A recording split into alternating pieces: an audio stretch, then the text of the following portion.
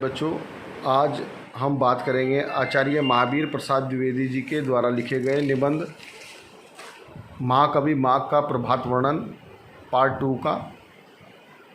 जैसा आपने पार्ट 1 में सुना उसी प्रकार से आगे बताते हैं लेखक इसमें कि किस प्रकार से सूर्य का उदय होता है। पहले पार्ट में भी आपने देखा लेखक ने बहुत सारी चीज़ों का मानवीकरण किया है और दूसरे पार्ट में भी आपको यही स्थिति देखने के लिए मिलेगी। इस पार्ट को हम 3 चरणों में समाप्त करेंगे। आपको कोई डरने की आवश्यकता नहीं है। एक्चुअली ये जो पार्ट है ये प्रभात वर्णन है। इसमें केवल एक कुछ मानवीकरण है, कुछ चीज़ें समझने के लिए आपको मिलेंगी। बाकी जो आगे आने वाले निबंध हैं उनसे आपको कुछ जानकारियाँ और अन्य चीज़ें भी प्राप्त होंगी। महाकवि माघ का प्रभात वर्णन पार्ट 2। लेखक कहता है, अंधकार गया, रात गई, प्रातःकालीन संध्या बज गई। विपक्षी दल के एकदम ही पैर उखड़ गए। तब रास्ता साफ देख वासर विधाता भगवान भास्कर ने निकल आने की तैयारी की। कुलित पाणी इंद्र की पूर्व दिशा में नए सोने के समान उनकी पीली पीली किरणों का समूह छा गया। उनके इस प्रकार आविर्भाव से एक अजीब ही दृश्य दिखलाई दिया। आपने बड़वानल का नाम तो सुना ही होगा। वह एक प्रकार की आग है जो समुद्र के जल को जलाया करती है। सूर्य के उस लाल पीले किरण समूह को देखकर ऐसा मालूम होने लगा जैसे वही बड़वाग्नि समुद्र की जलराशि को जलाकर त्रिभुवन को भस्म कर डालने के इरादे से समुद्र के ऊपर उठ आई हो। धीरे धीरे दीननाथ का बिंब क्षितिज के ऊपर आ गया। अब एक और प्रकार के दृश्य के दर्शन हुए। ऐसा मालूम हुआ जैसे सूर्य का यह बिंब एक बहुत बड़ा घड़ा है और दिग्वधुएं जोर लगाकर समुद्र के भीतर से उसे खींच रहे हैं। सूर्य ही किरणों ही को आप लंबी लंबी मोटी रस्सियां समझिए, उन्हीं से उन्होंने बिंब को बांध सा दिया है और खींचते वक्त पक्षियों के कलरव के बहाने वे यह कहकर शोर मचा रही हैं कि खींच लिया है, कुछ ही बाकी है, ऊपर आना ही चाहता है, जरा और जोर लगाना। तो लेखक इस पंक्तियों में कह रहा है कि जैसे सूर्य का उदय हो रहा है, सुबह का समय है, तो सूर्य भगवान प्रकट होने के लिए आ रहे हैं और लेखक को ऐसा लगता है कि जैसे सूर्य अपने रथ पर सवार होकर के ऊपर की ओर आ रहे हैं और साथ ही साथ जो पक्षी शोर मचा रहे हैं, जो कलरव हो रहा है, वो जैसे लोग किसी भारी सामान को उठाने के लिए शोर मचाते हैं उस प्रकार से शोर मचा रहे हैं। और जो बड़वानल है, जो समुद्र की अग्नि है, उसमें से निकल करके सूर्य भगवान ऊपर की ओर प्रस्थापित हुए जा रहे हैं। आगे लेखक कहता है, दिग्गंगनाओं के द्वारा खींच कर किसी तरह सागर की सलिल राशि से बाहर निकाले जाने पर सूर्य बिंब चमकता हुआ लाल सा दिखाई दिया। अच्छा बताइए तो सही, यह इस प्रकार का क्यों है? हमारी समझ में तो यह आता है कि सारी रात पयो नदी के पानी के भीतर जब यह पड़ा था तब बड़वाग्नि की ज्वाला ने इसे तपाकर खूब दहकाया होगा। तभी तो खैर कि जले हुए कुंदे के अंगार के सदृश लालिमा लिए हुए यह इतना शुभ्र दिखाई दे रहा है। अन्यथा आप ही कहिए, इसके इतने अंगार गौर होने का और क्या कारण हो सकता है?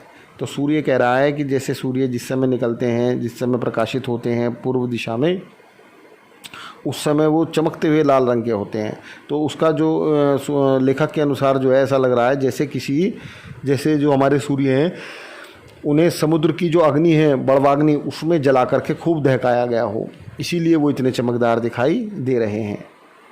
आगे लेखक कहता है, सूर्य देव की उदारता और न्यायशीलता तारीफ के लायक है। तरफदारी तो उसे छू तक नहीं गई, पक्षपात की तो गंध तक उसमें नहीं। देखिए ना, उदय तो उसका उदयाचल पर हुआ, पर क्षण भर में ही उसने अपने नए किरण कलाप को उसी पर्वत के शिखर पर नहीं, प्रत्यक्ष सभी पर्वतों के शिखरों पर फैलाकर उन सबकी शोभा बढ़ा दी। अर्थात लेखक ये कह रहा है कि सूर्य केवल अपने आप ही नहीं निकले, उन्होंने जितना भी अंधकार था उसको समाप्त कर दिया और जितने भी पर्वत शिखर थे उन सबकी शोभा बढ़ा दी रोशनी से अपनी। उसकी इस उदारता के कारण इस समय ऐसा मालूम हो रहा है जैसे भूधरों ने अपने शिखरों, अपने मस्तकों पर दोपहरिया के लाल लाल फूलों के मुकुट धारण कर लिए हों।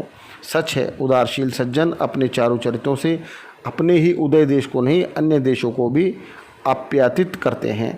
क्या मतलब है कि लेखक बार बार ये कहना चाह रहा है कि जिस प्रकार से सूर्य केवल अपने आप को ही उजाला नहीं देता, जहाँ जहाँ सूर्य की रोशनी जाती है वहाँ वहाँ का अंधकार मिटा देता है, इसी प्रकार जो उदारशील और सज्जन मनुष्य होते हैं वो अपने सद्गुणों से हर जगह अपने सद्गुणों के प्रकाश से मानवता को लाभ पहुंचाते हैं।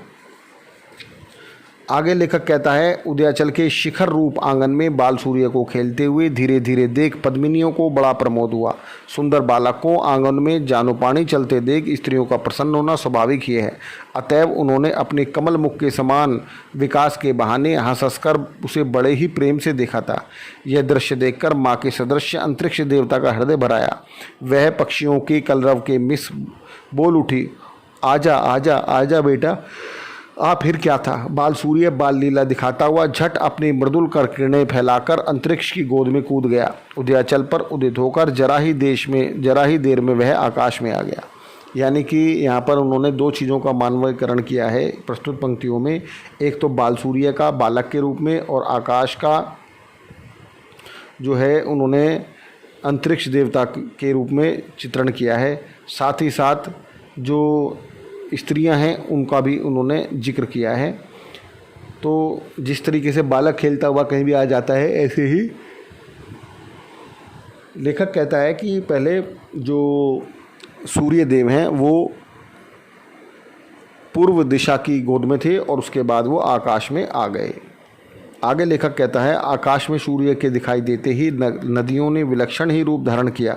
दोनों तटों या कगारों के बीच के बहते हुए जल पर सूर्य की लाल लाल प्रातःकालीन धूप जो पड़ी, वह जल परिपक्व मदिरा के रंग से दृश्य हो गया। अतः ऐसा मालूम होने लगा जैसे सूर्य ने किरण बाणों से अंधकार रूपी हाथियों की घटा को सर्वत्र मार गिराया हो। उन्हीं के घावों से निकला हुआ रुधिर बहकर नदियों में आ गया हो और उसी के मिश्रण से उनका जल लाल हो गया हो। कहिए ये कैसी सूझ है, बहुत दूर की तो नहीं।